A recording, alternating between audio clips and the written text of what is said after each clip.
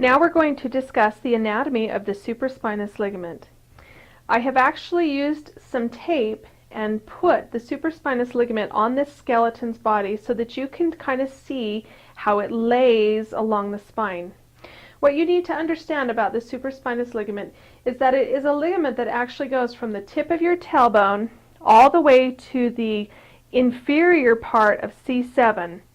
There's a different ligament that picks up from the superior part of C7 and goes up the neck called the nuchal ligament.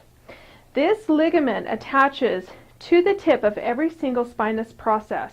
So it is going to attach to the tip of each of the five sacral spinous processes, the 5 lumbar, and 12 thoracic.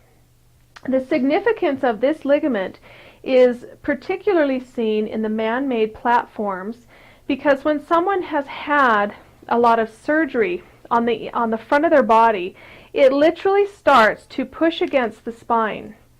And the last area that force is going to actually travel out of the body when things are contracting in the front, pushing pressure back, is going to be this supraspinous ligament. When you start to get a rounded spine going on, this ligament will start to thicken in order to push back against the pressure. And because it is on the tips, it can create a lot of force downward to keep that vertebrae stable. The disadvantage to this is when you have scar tissue on the front and you scar up here on the ligament on the back, you kind of get stuck between those two forces.